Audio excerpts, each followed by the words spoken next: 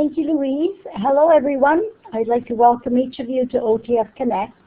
Thank you for giving of your evening to join us and giving of your time. I'm Sirius Skirhan, facilitator and coordinator of OTF Professional Development Project. It's my pleasure to welcome Mally Beckley, who will be facilitating tonight's webinar on using iPads for effective feedback. I'm very grateful to Mally, who's facilitated a number of sessions for OTF Connect over the last 2 years and this year especially. So Mally, welcome. And welcome everyone. Thanks, Syria. So just want me to, okay. So just before we start, there's a couple things that I'd like to know before I tell you about myself and everything, but and what we've been doing. How many of you were participating in Jacqueline Calder's workshop on or webinar about iPads in the classroom and sort of the physical setup and things like that? So if you did, could you put a green check mark, please?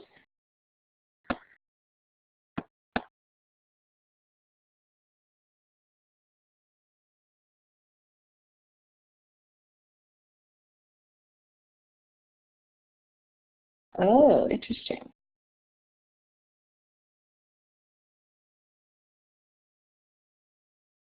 Okay, and can we clear those X's, Louise?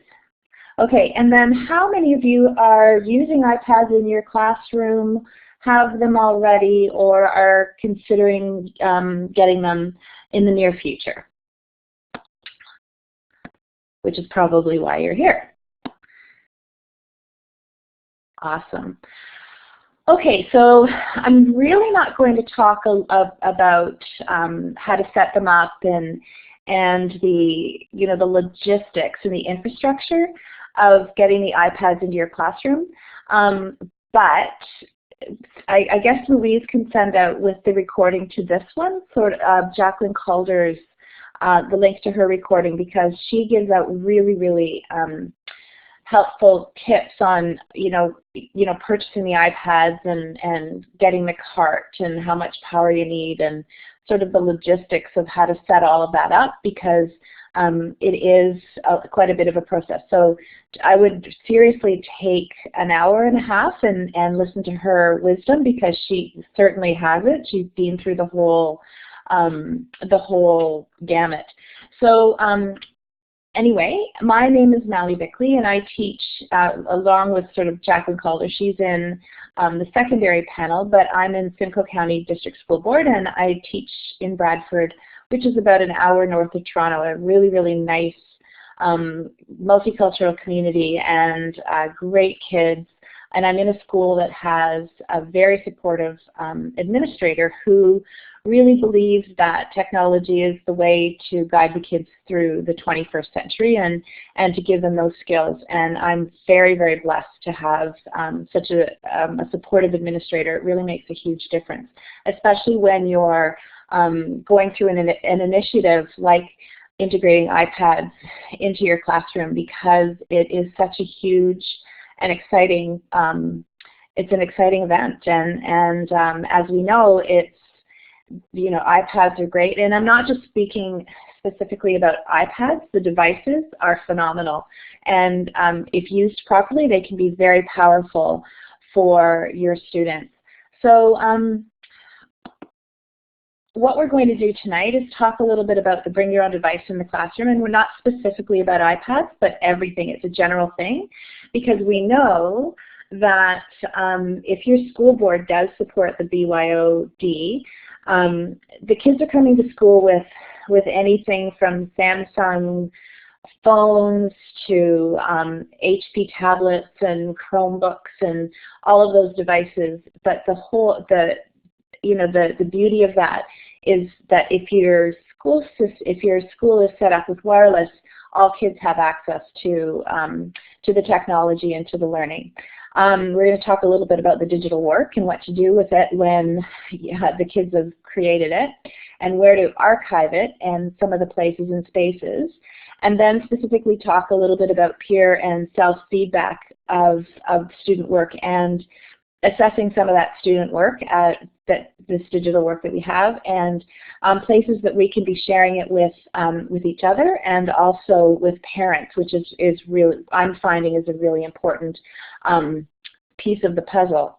As I was saying to Syria just before we started, I've been working with technology in my classroom for about 10 years in a variety of different capacities, more in collaborative learning, global collaborative learning.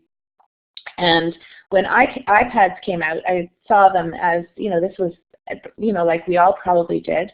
They were fabulous personal devices and absolutely loved them, and I really wanted to get them into my classroom, as soon as we could. And so I guess that was about 3 years ago when we got our first iPads in the class, and we were really excited about it. But this has been the steepest learning curve that I've had in a long time, which is exciting and terrifying at the same time. And I'm sure that you found that as well. We have these really powerful devices in the kids' pockets, and it's exciting, but it's terrifying at the same time because the precedent hasn't been set for this. So very much like going through integrating the technology into our programs, I'm feeling that I'm having those same kind of feelings that,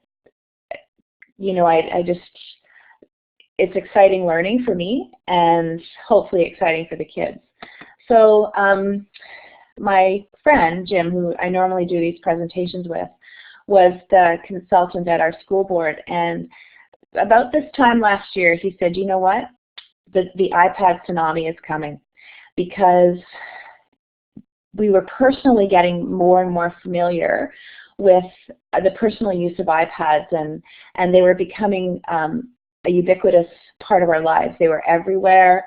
They're small enough, especially the mini. You can stick it in your purse or in your backpack. They're really light. We're traveling with them, and we could just see the wave of these iPads coming towards us in school. And more schools were in our area were coming to us and saying, we want iPads in our classroom. We want 30. We want 60. And because we were sort of Jim especially because he was the consultant, and me a little bit because we had integrated so much technology successfully into the classroom, we'd have teachers and principals coming to us and saying, how are we going to integrate iPads? And it was just coming so fast and furious that he called it a tsunami. And I think it's a really, really good analogy because it has come so quickly and so furiously and so powerfully into our classrooms. The next slide, we're going to talk about the good, the bad, and the ugly. And I said to Louise today I really wanted to put the soundtrack in here because, as I said, the learning curve is really steep. And when you're on a learning curve, you stumble and you fall. And it's really frustrating at times. But it's always worth it. So when I'm talking about some of this, I'll talk about some of the times that weren't successful, the ugly times. And I think, forewarned is important to know what you're getting into and some of the challenges that you might be experiencing when you're working with the iPads and the students. The other thing is that what works for me in my school with our structure from our school board might be completely different than the situation that you're experiencing, because we have, I feel that we're in a really good space right now. Our schools are all wireless. They've completely rewired the school, so we have consistent, consistent strength of signal. Our network isn't going down as often as it was last year. We have a way for all the students to be logging in once a day onto the device, and it automatically logs them out at the end of the day. So we have a really good system in our school board, and I know that we're different from everybody else. So just sort of, if you just type, Vera, it does make a huge difference. So if you can just sort of type your thoughts about your wireless or your accessibility in your school, so that we can maybe think about that and think about how it's the same or different throughout the province, because I saw through the map that we really did have a wide range geographically, which is awesome. So I see Peel has great wireless. Mally, I just wondered whether or not you might like to ask another question of the group, maybe with the polling tool, about whether we've got secondary and elementary with us tonight. Oh, I'm sorry. No, it just crossed my mind. Yeah, it did too. Well, so yeah, maybe with if you could also in the good wireless here, sketchy, and maybe let us know if in the with the green check mark if you're elementary and the red if you are secondary.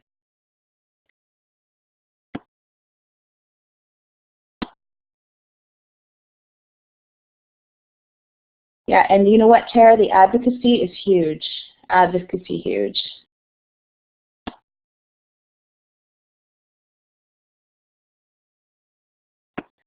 So we've got a couple of elementary.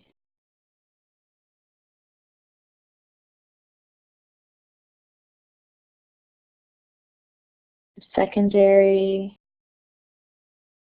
and people typing.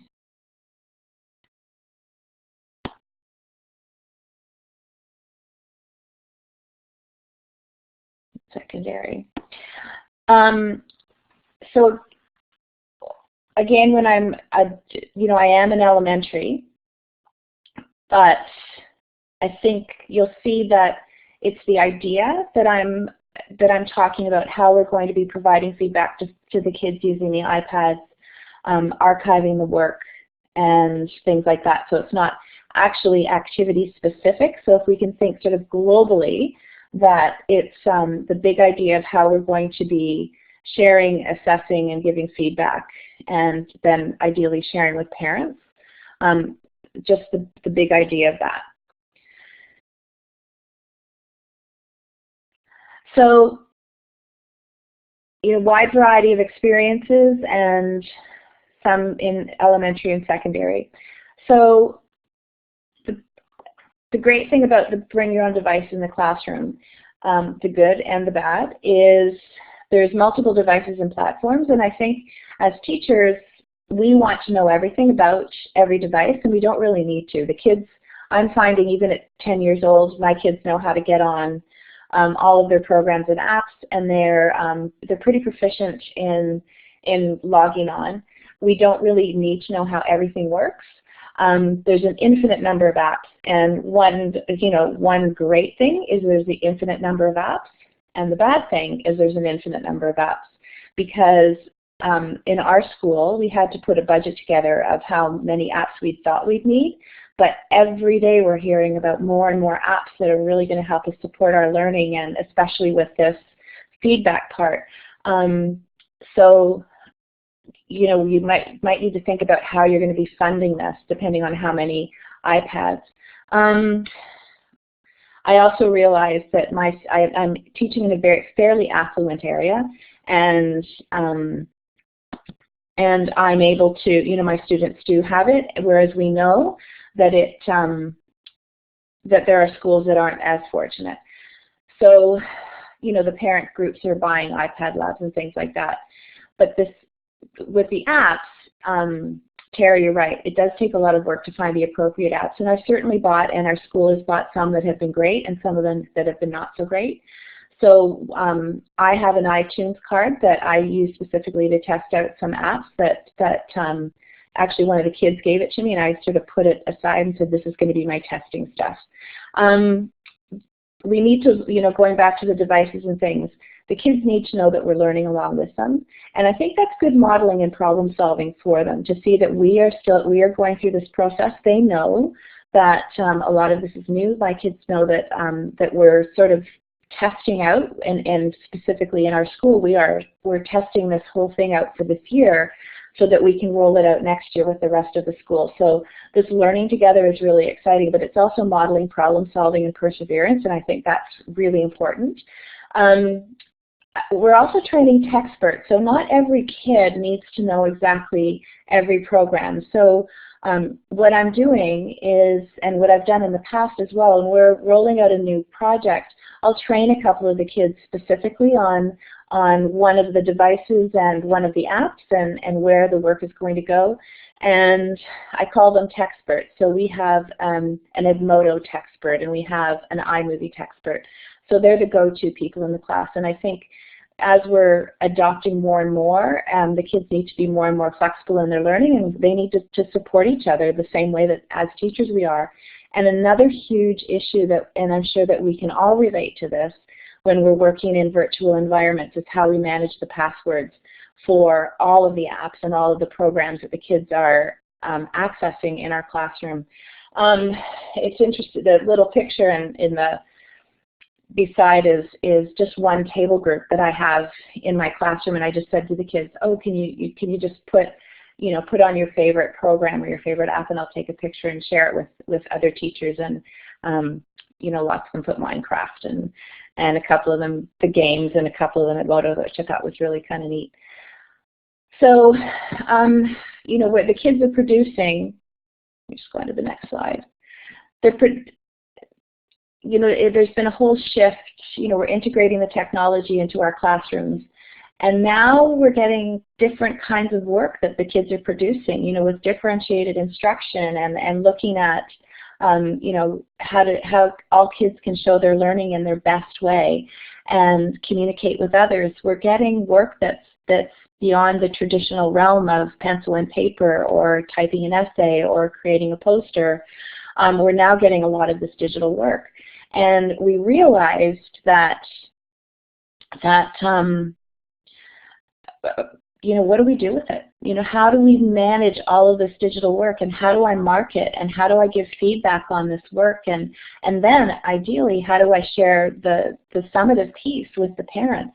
I was seeing a lot of work that was being put into folders and in class, but they tended to put their summative work in. And that doesn't show me growth over time. So with these kind of activities, I am seeing growth over time because I'm seeing their first draft and their second draft of some of this work.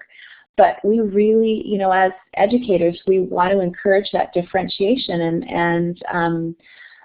and a lot of the differentiated activities right now, I know in my class, and I'm sure in yours as well, it's digital. And what do we do with it? How do we manage all of that stuff? So this is one of the big questions that we needed to ask ourselves with our staff, and especially a core group of us who are kind of leading this this initiative at our school. So we have how do we focus on the learning of the content and just not learning about how to use the app? That's a really, really good question. Maybe something we can discuss in a little bit, because let me go back to that slide. Usually in our other presentation we talk about it really isn't about the technology, but how we can communicate and collaborate with others. So we're really hoping that the curriculum is still driving the instruction, and the technology is just supporting it. So when we work with the apps with the kids, we'll often give them that as one of the choices and say, how is this best going to serve how you can communicate your learning? So they do need to learn the app, they have to know how that works, but it's the communicating of their learning that I find is most important. So it's really not about the technology. And we've all been through the wow factor. As I said, 3 or 4 years ago when I got my iPad, I was excited. It was wow, it was great. The kids were playing with it. They all thought it was, but that was the wow factor. And now we need to learn the how factor, like how are we going to have it supporting our learning? So what we've come to understand is the kids will, for example, create on iMovie, and I'll show you a book trailer in a little bit, but they'll create something digital, and they'll need to convert it into a way that we can see it, that the teachers can see it, that their peers can see it, and that their parents can see it. So they need to create something, convert it into a usable file, and upload it to a spot where it can be seen. And because, and I don't know how your iPads are set up in your school, but because we can only sign our iPads out for a day, 2 at the most, anything that we create, we have to get rid of right away. We have to be able to upload it somewhere so that they can be wiped out. The iPads can be reconfigured and reformatted, because really they're not shared devices the way that laptops are. They're personal devices. So if we have too much of the student's personal work on it and the next person gets it, it can be lost every time it goes to be configured, and that once again is when you can go back to Jacqueline's presentation and learn about how to configure the iPads and sort of make them new every day. Yeah, we use configurator. That's the ugly part. That the configurator, Jennifer, was probably, that was huge, was figuring that out, but it was so ugly. Yeah, it was really, really hard, because and probably your school board did as well. We had to purchase apps for every single iPad, whereas before other schools were able to figure, before September, you were able to buy one app and download it onto all of your 30, but you can't do that now. So yes, we have to use configurator, and it was huge to do it. It is really finicky. So we need to get rid of everything, so upload it to a site. So some suggestions are creating a classroom Vimeo site, or a YouTube site, or a TeacherTube channel where you can put some of that digital work, and you can put it into Google Drive or into Evernote, somewhere where it can hold that work so that they can share a link with their peers. You might all know about the embed codes. You might not know about embed codes, but when you post on Vimeo or YouTube or Evernote or Google Drive, you get an embed code that you can share that with. You can share that piece of work, either an embed code or a URL, to share the work, and then it goes back in the cycle again. The kids, and we'll talk about that in a second, the kids will be revising and editing and going through the cycle again. So places where that we are sharing digital work. Once again, this was a huge learning curve, and it's up to you. Where my advice would be, it would be up to you what works best for you, and stick with it for a year. The big mistake that we made this year was choosing Dropbox at the beginning of the year, and which was great. And I spent probably 4 days setting every single primary student in our school up with a Dropbox account, and it was working really well. And then the board came out with D2L, Desire to Learn, which is an online learning platform, and they wanted us to use that. So I said, okay, I will take D2L into my classroom, but everybody else is going to stick with Dropbox, because personally I don't want to set up all those other accounts. So let me see here.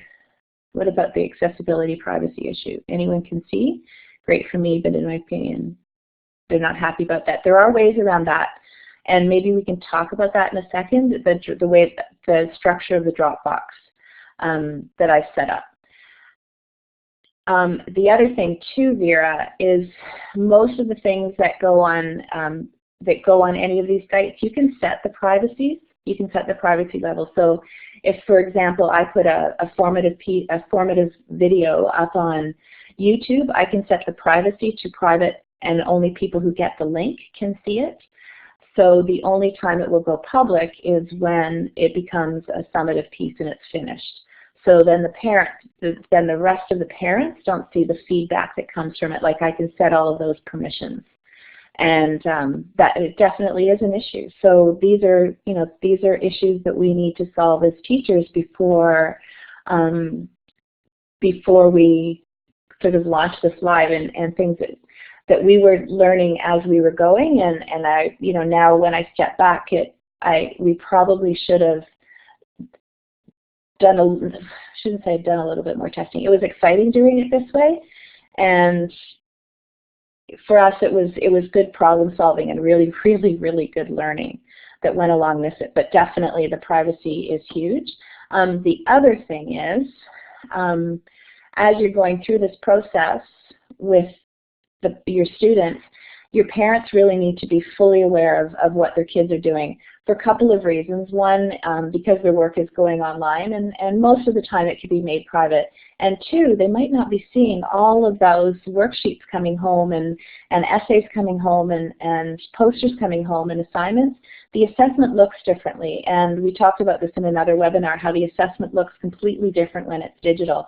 And how do we get away from the parents wanting to be signing a test when their assessment work is online? Like, how do they do that?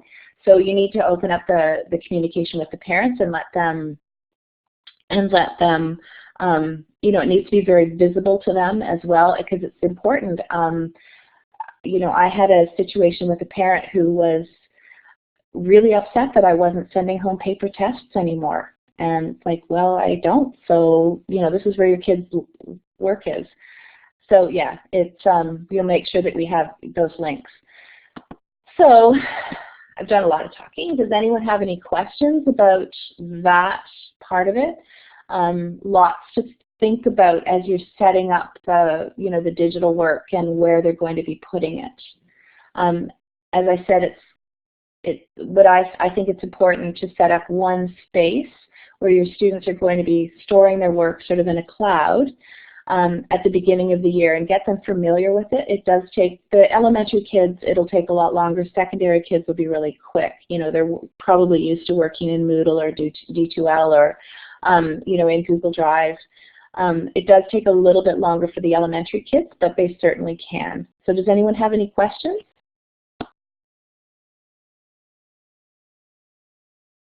That's awesome, Jennifer, and I bet you that it was really valuable when the kids were talking about their work. I know, and the parents are just, they're thrilled. And the question about Google Drive, our board has gone to Google Apps for Education, and apparently they tell us that we have unlimited space. They were, when we were working with the person who was designing the space for us, he said that the kids had about 40 gigs of space each through Google. Like, he figured that they would have about 40 gigs each, which certainly isn't enough. Yeah, how we use D2, there's an app, Desire to Learn app, and we're using that. We're using the D2L app with the iPads. It's a little more finicky than working on D2L with the computers, but it does work. So if you can generate, there's two ways of doing it. We have assignments in our D2L space that the kids are, you know, they're picking up their questions and their assignments in the D2L space, but they're also starting to upload some digital work into that space for feedback. But I didn't put that in this one because we're still working on it. As I said, this is definitely a work in progress.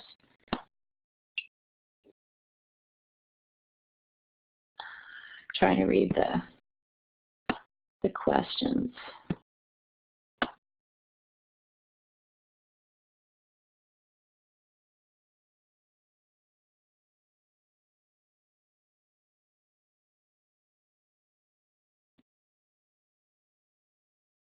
Yeah, and Tara, we've just been working with D2L since the beginning of March. And for our board, because we just got it, at the beginning of March, and all the schools got Google Apps for Education. It's all integrated. So this time, you know, maybe this time in September, or in September, I'll be able to answer that a little bit better. But as I said, we're the class that's testing it. Okay, so I guess I'll go on. So feedback. How are we going to provide feedback for our kids with some of these tools? And again, I'm only showing the tools that I'm working with. As I said, there's thousands of apps out there, and if you know an app or would like to share something that's been successful with your kids, we'd love to hear about it. And I think that's the beautiful thing about learning with people like this in this kind of environment, that there's so much knowledge in this room, and a great time to share and share your success stories and encourage us as well to go and explore some of the apps. So, you know, the principles of feedback, we don't really need to talk about them a lot. I know that the boards have been doing a great job with, you know, timely feedback and getting that professional development down to the teachers. But when we talk about it with our kids, we really encourage them to have the dialogue and conversation about their learning goals and have that metacognition about why they're learning, what they're learning.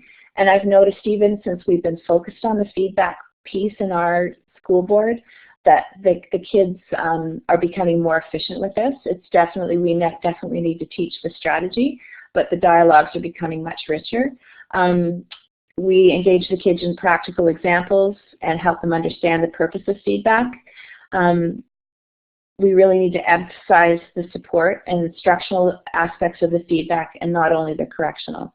So, you know, guiding them through that process, what we have done is started with work that doesn't belong to anybody in the class. So we'll just take a generic piece of work and look at that with fresh eyes and not having any feelings hurt or having any personal connection to it. So sort of, you know, modeling it with the work that doesn't belong to them, and then they'll give me feedback on my work, and then they'll give us feedback on themselves. So I spoke to my class the other day, and I think they're, you know, where do you get this work when you're starting a new app? I'm not sure I understand that question, Vera. Where do you get this work when you're starting with a new app? Do you want to hop on the microphone and maybe explain what you mean?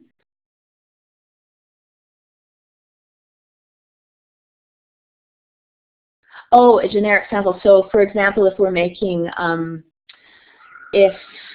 try. Can you hear me? Yeah, I think I know what you mean now. So it can't come from other classes in previous years if it's a new app that you have never used before with a class, right? No, we're focusing on the work. It's not in the app. The app will provide the feedback. So if I have a piece of work, like some of my exemplars from other years, I still have those. So, or if we're, as you'll see, we're going to be the kids were critiquing a movie review. We would look at movie reviews and just give the feedback. Or it's not tied yet to the app.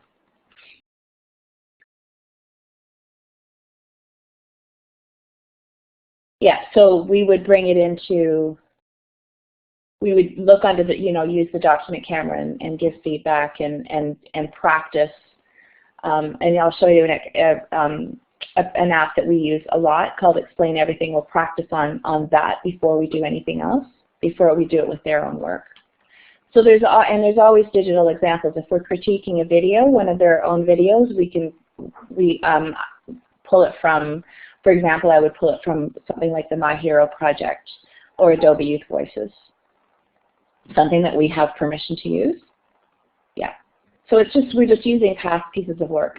So I spoke to my kids about why they think feedback is important. So I put an activity on the blog, and I used a program called Padlet, and it used to be called Wall Wisher. So these are some of the thoughts that the kids had, and you know, keeping in mind they're still 10 years old, but I thought it was pretty good. So they just logged into our blog and they clicked on the link, and it took them to an activity that just asked them to post their thoughts on why feedback was important. And you know, sometimes you don't think the kids are listening, and then you see something like this and you know that, yeah, they're really kind of getting it. So these are some things that they said. I really like Hannah's. I can explain to my friends how they can make their work better and get a level 3 or 4. So she can, you know, verbally give them those clues. Or when I see what my friends say about my work, I can go back and change things. And Victoria, feedback is important because it helps. Sometimes I forget something on the bump it up wall. So this is just a little activity that I did with the kids to get their thoughts about why feedback is important, because they really do need to see purpose to the activity that we're doing. Again, not that it's just a fun activity on the iPad or on the computer, but there is a real purpose to what we're doing. So some of the apps that we've used for feedback, again, there's thousands of them out there. My personal favorite right now, two, Explain Everything and Edu Creations. So if you've used, and we'll show you some examples of Explain Everything. VoiceThread is amazing. The downside to that one is that now it's a paid subscription. So again, we had to make some choices as to which app we were going to use with our students. So we went with Explain Everything and Talkboard. So those are a few choices. And I'm sure if you know anything, and yep, they're all easy to use and can be downloaded to Google Drive. The finished products can be to Google Drive or to Dropbox or to Evernote or other cloud spaces. So these are just a very brief number of feedback apps that you can use. So the self-assessment, self-feedback is really important. And when we started, we did a practice group with grade 1s, grade 4s, and grade 8s. So I just want you to listen to some of the feedback that this little guy is giving to himself on his story of when he was 100. And he had the success criteria beside him. And it was the 5-star sentence. He was looking for his 5-star sentences. So Louise, if you want to play the video that's called Man Bat. All right, I'm just going to grab that. Folks, I'm also going to put the link in the chat. I have a feeling that clicking on it in the chat might be a little bit more effective for our bandwidth tonight than switching over to WebTour, but I am going to switch to WebTour too, but if you have any problems with that, just click on the link in the chat. And when you're finished the video, give us a green check mark and let us know you're done. And this is a piece of work that the students gave feedback on in Explain Everything. Okay, here it comes.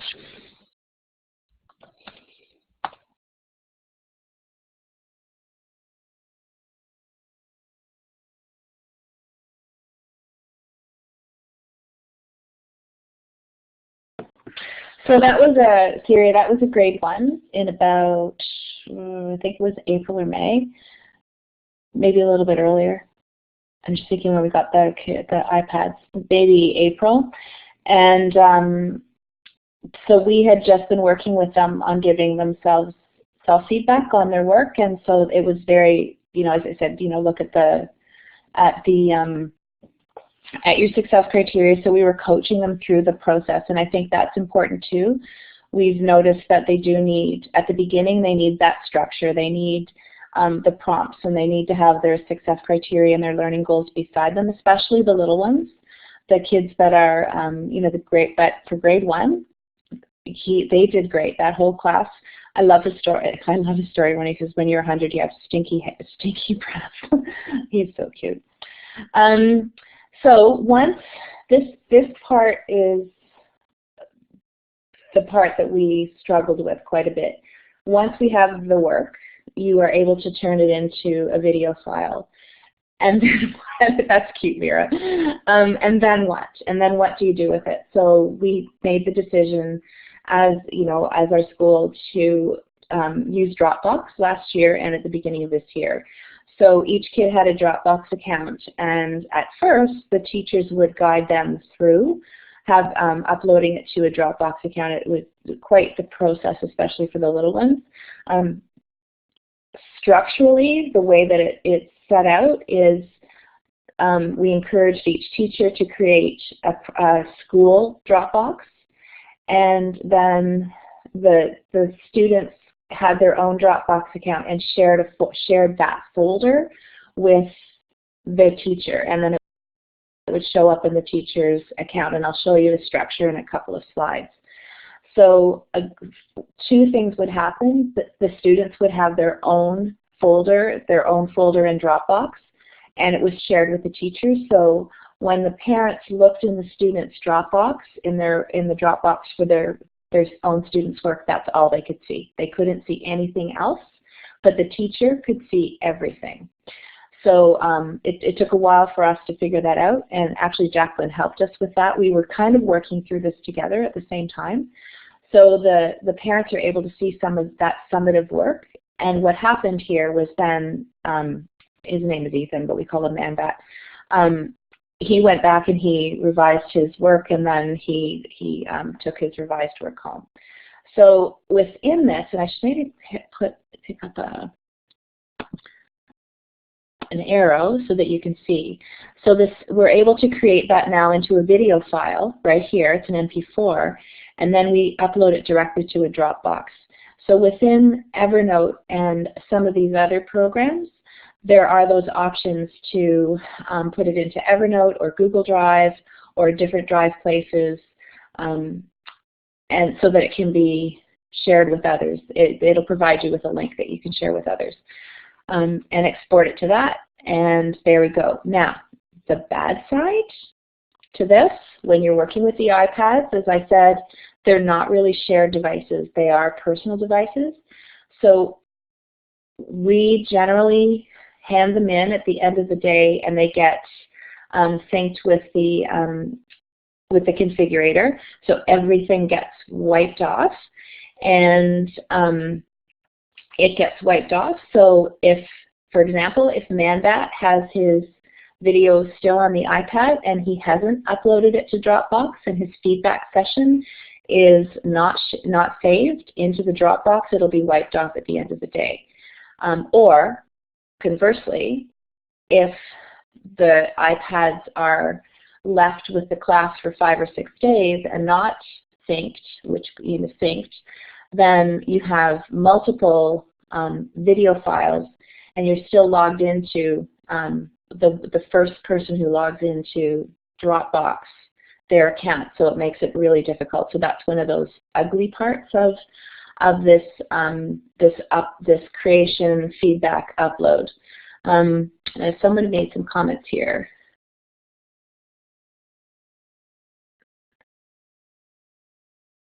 Have the parents been impressed with this when they see the structure and organization? It's not a game or just fun. Yeah, backing up all the time for sure. Are the parents impressed with this? I think so. I think it was Jennifer back at the beginning. We showed some of these during their during the progress reports in interviews in November. We shared some of the digital work with the students during their student-led conference, and they loved it. We're just now working with the parents on the Dropboxes, and the ones that are using them like it. The feedback that I've had really like to be able to share it, because really some of them have said, oh, it's great, I can show my parents who live, we have a lot of immigrant students, so they're sharing some of the videos that the kids have made and some of the work that they've made with people that are in other places. I think, with us, to say it's new, so they're going to be we need to make them aware and have some sessions with the parents. In my class, the parents are pretty, they know that most of the kids' work is digital, so they're starting to look for it, and that was one of the reasons that we wanted to have it all put into a personal file, so that into like a digital portfolio. So they're looking for it now. But again, it's one of those things that takes time for the parents to get used to. It's a huge paradigm shift, right? Like we're all changing how it's changed, and change is hard. And for some parents, it's really hard. They're still looking for that test to come home every Friday. So yeah. So something else. Another way that the students show their learning, this is another one, we won't play the whole thing, but what I wanted you to see in this example, this is a grade 8 math example, they were the properties of geometric shapes. And when the teacher received this piece of work, she went, oh, I'm not really sure if the student really understood the concept and was really able to explain. However, if you just listen to the first, we'll just show a little bit of this one. This is, I think I called it Math Louise. If you just listen to the first little, maybe listen to 30 seconds or so, you'll see that the kids really did get the concept.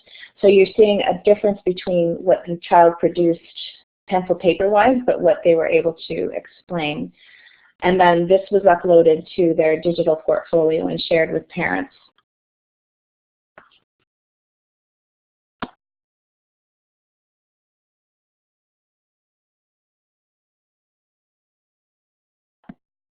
So I just wanted to show and share that example of sort of the difference that you can see in what they've produced written-wise, and then with explain everything and how they really were absolutely able to show their learning. And the teacher was really, really excited when she brought this sample to me and said, wow, this really shows the power of them having the ability to orally explain, and then the parents are going to understand as well that they really did have that concept.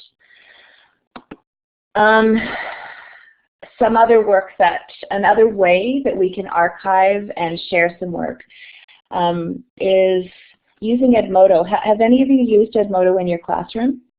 And maybe give me a green check mark if you have.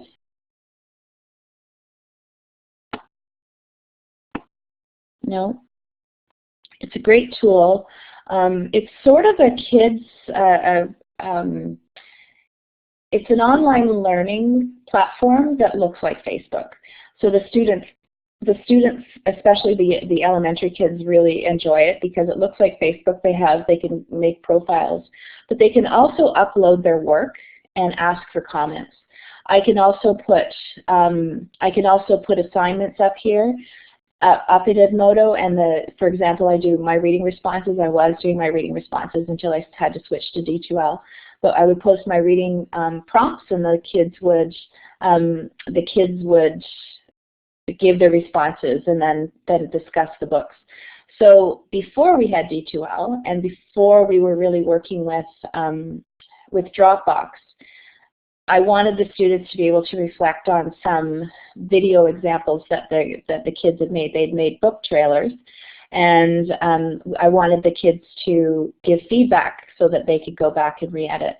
So we'll just watch the example. It's Holes. They did this particular group did a book trailer on Holes. They made it in iMovie, which is on the iPad. A great, absolutely great app. It would be one of my go-to apps for sure. If I were to suggest 5 apps for the iPad, I'd have Explain Everything, Edmodo, and iMovie as the top 3. Now these top 5 apps. So Louise, do you want to play the Holes video? I think I have that. Explain Everything, Audio Boo, and another one that we have called Coular, which is virtual augmented reality thing that's really neat.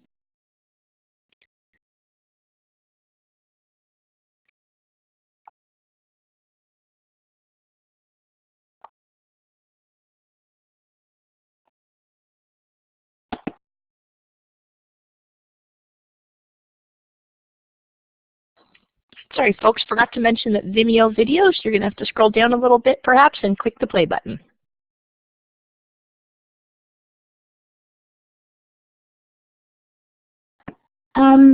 Who asked that question? Tara, absolutely. I think Louise put the link to, it's the Vimeo link just above, the Holes Vimeo link. Yeah, sure, share it. We'd be thrilled if you'd share it. And again, it was a group activity. So what we did next was we took the link that is generated through Vimeo. If you go into Vimeo, there's a share button.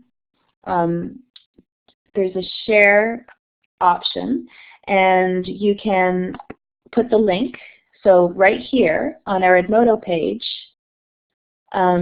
we put the link to the video. Victoria was the leader of the group, and she said, here's my book trailer, can you please tell me what you think about the trailer? So again, we had to sort of go through the structure of what we were looking for. We were looking through for the 2 stars and a wish, which I know in secondary you wouldn't want to do, but in elementary it works probably up to grade 5 or grade 6, and give some feedback. And so the students gave the feedback about, that it was awesome and they liked how they showed what it looked like in the desert, but next time show the color of the lipstick too, because they felt that that was an important part of the book. And so this is just another way to provide that feedback, and then the group would go back and they would edit the parts of the video, and then they would upload it again for final, and then we would put it on our class blog so that they could share it. The students are also able to upload that particular video and put it in their digital portfolios, which I'll show you in just a sec.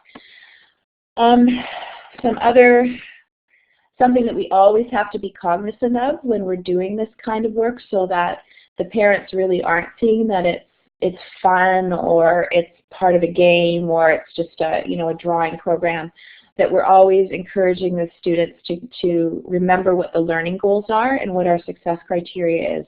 So in the class, and I'm sure that you have this in your classes as well, we can always focus on and go back, okay, what is the success criteria that you are going to give feedback on with this particular piece of work?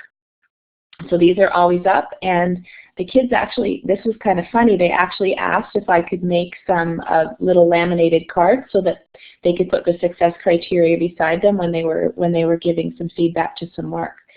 So the kids really know what they need in order to make this successful for themselves. So, we provide them with sentence starters. We use the language that's tied to the learning goals. I encourage them to start with something positive. So for the little ones, it's the 2 stars based on the learning goals and criteria. And the constructive suggestions are really important. So we don't want to make the person who's receiving the feedback feel that their work is sort of being threatened, but what you can do to improve your work. I think we've gone a long way from the first samples that we got with the kids using Explain Everything. They would say that their work was a level 4 because it was neat and it was colored, or it was neat and they had a title at the top. Like, they weren't looking at the content. So we've gone a long way you've come a long way from that your work is neat, and it's been a really valuable experience for the kids, I think, and also for me. The most important thing one of the most important things is that we model these sessions. So every time that we go to use a new app or take another genre of work that we've been doing, we always go through that modeled and the modeled and guided and independent. Just like balanced literacy, we sort of have balanced digital literacy, how to respond to somebody digitally as well. So this is a sample of a student giving feedback. We were doing, we still are doing persuasive writing, and they created a cartoon based on the great kapok tree and how one of the animals was going to persuade the man not to cut down the tree. So I think this one, Louise, is called Emily. So if we can listen to Emily give feedback to somebody else's piece of work now. So this is sort of the next shift on giving to somebody else.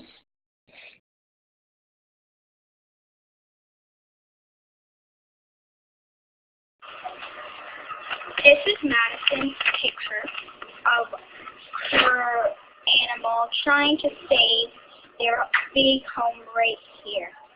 So, trying to persuade the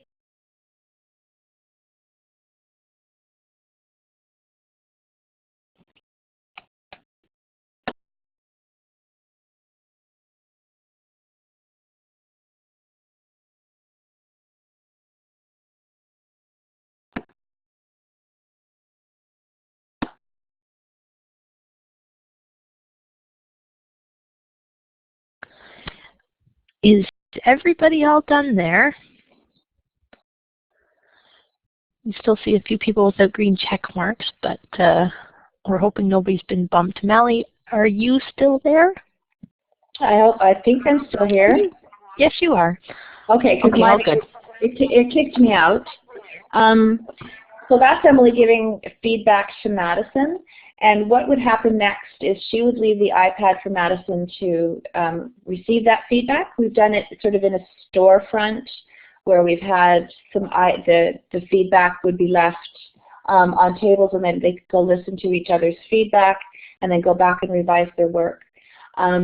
Or again, we would upload it. It could be uploaded back to the site, back to the Dropbox, and then it would be there so that the kids could see it as well. Yeah, now we don't always, Lucy, we don't always have a one iPad or device in our class for this. Now, 100% of my kids do have it, but they're not always using them at this. Yeah, we use this at centers. This would be, I introduced it actually at guided literacy, at guided reading or guided math, and then we would leave it as a center. So it just depends, and this is where Jacqueline would really be much more helpful. With the secondary, I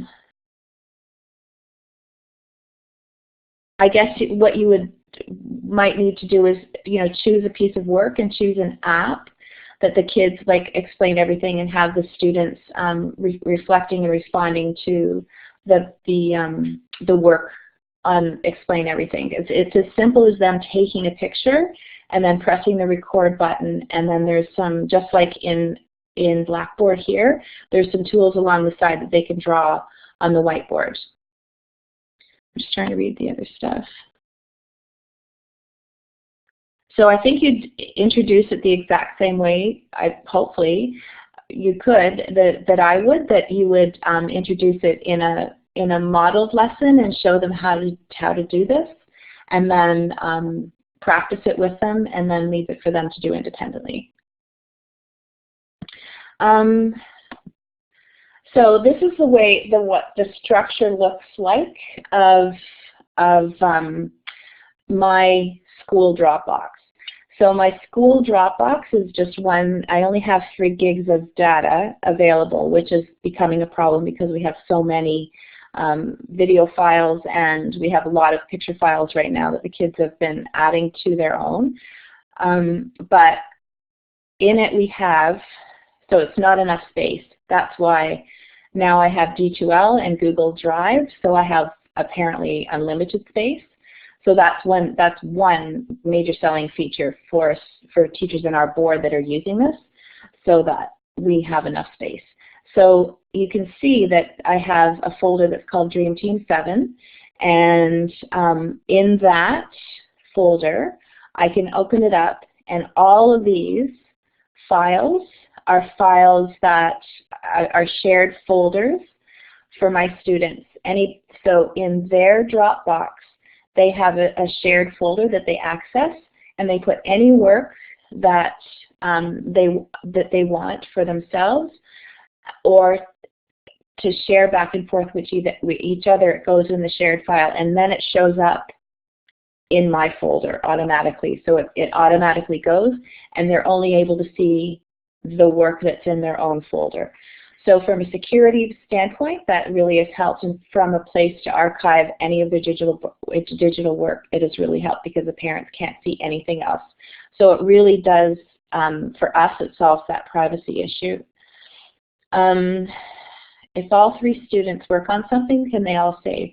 Yeah, because they could be working on something like, for example, that holes trailer. It would be creating an MOV file, so they would just upload that MOV file to each of their Dropboxes, and then it would show up actually in each of their folders. So I'd have it 3 times. So so they can save it, and then if they're working collaboratively on something in Google Drive, it just shares in the drive, and then they'd be able to upload the final.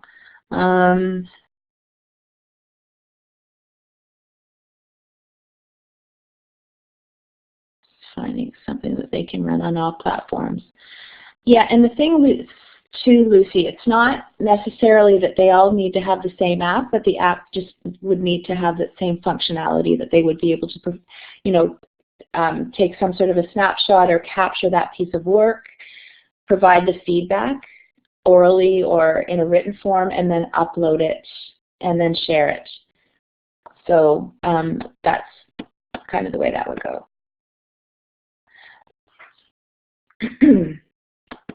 So again, this is sort of the feedback loop that we've been talking about. So the students create, they upload it to somewhere, they share it for self or peer feedback, then they put it in the Dropbox, and then the students will be able to go and get their work and revise it, and then the cycle goes all over again. And after quite a bit of practice and a few tears and on my part, and perseverance on both the kids and my part, we're finding that it's becoming a very fluid circle now. And our real hope is that they're going to be taking that skill to the next classroom, and now that they're working in D2L, they're going to be taking, the beauty of that is that they're going to have that one account from the time they register in our school till they graduate high school. So for them, that works, that it's going to work really well. Yeah, and right, Maureen, the tool that works best for them and that they have accessible to them.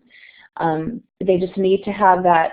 For us, we're trying to reinforce this cycle that, you know, it doesn't matter the device, the tool doesn't matter.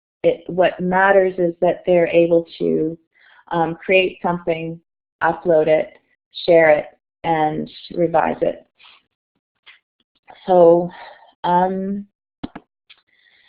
so we've gone from really the cycle that we've gone from at our school and that we're working through with other people. Like, it's great to be able to collaborate with Jacqueline and to share ideas and bounce ideas and say, oh, I found this great thing and maybe you can use it, and she'll say the same to me.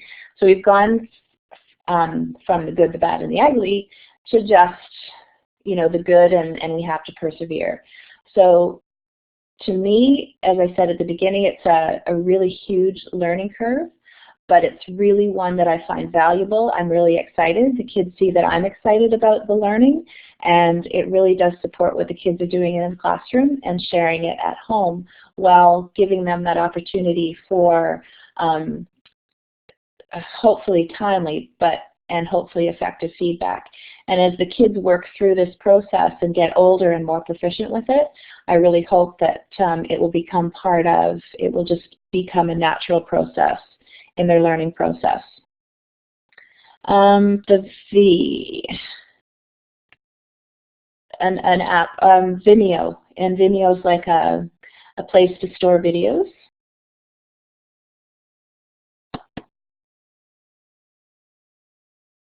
And with D2, I'll make sure the techs or whoever is in charge does not change students' usernames and passwords between school years.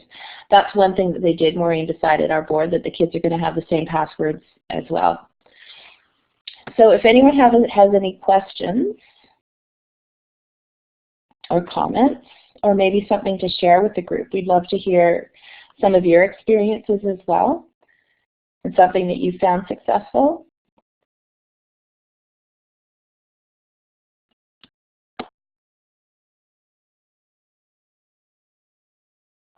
How did I get on the tech bandwagon?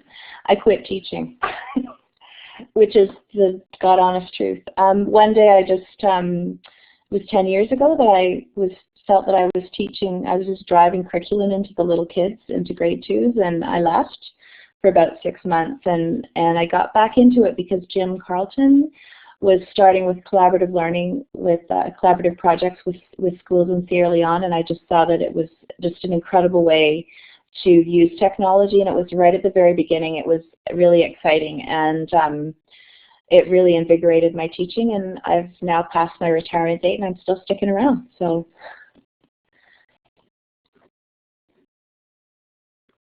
it's exciting, but it's also scary. So,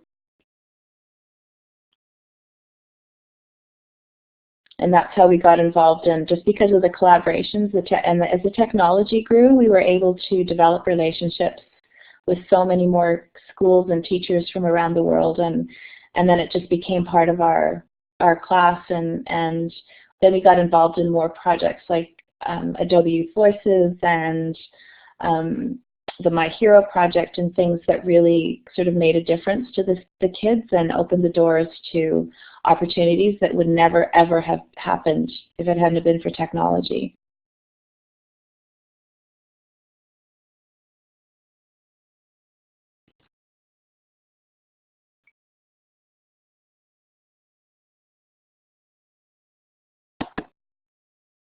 Shobi.com. That sounds cool.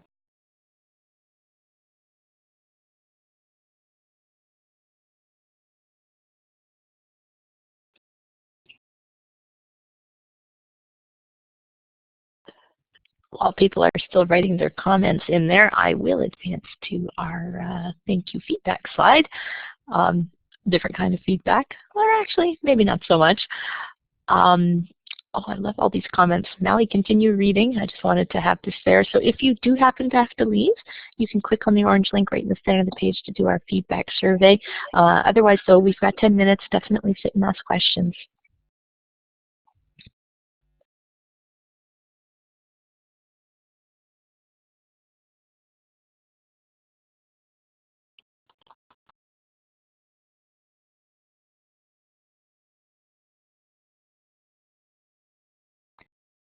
Yeah, actually, Vera, this is this topic. We just did that. We're doing a TLLP next year on this. We just want to make it deeper and expand it with other schools in our family of schools. So Siri was telling me how amazing the PD is that we get with it.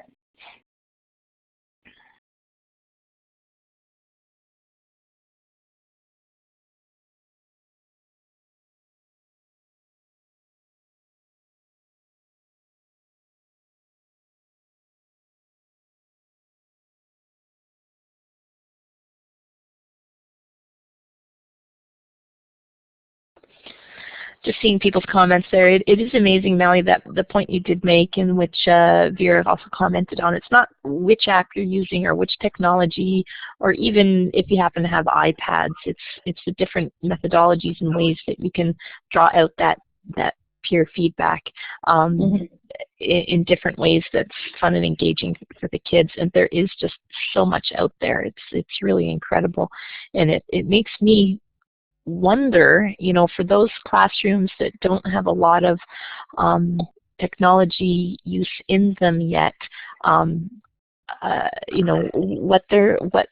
what's being missed. It's funny, the technology really does open some of those doors. I know in some of our other sessions, Christina Zajewski-Rodney did a session on literacy intermediate senior, and she shares lots of stories of students in her class who would never ever speak up in class, would never want to do a presentation in class, and once they're given that opportunity using technology, which is safe and comfortable for them, perhaps the amazing learning and the feedback and what they're willing to share that way, that they might not be willing to stick their hand up in class and say for a classmate. Mm-hmm. Yeah, it really, it speaks to that differentiation, right? Meeting the kids' needs where they are. Absolutely, absolutely. And I don't think that how kids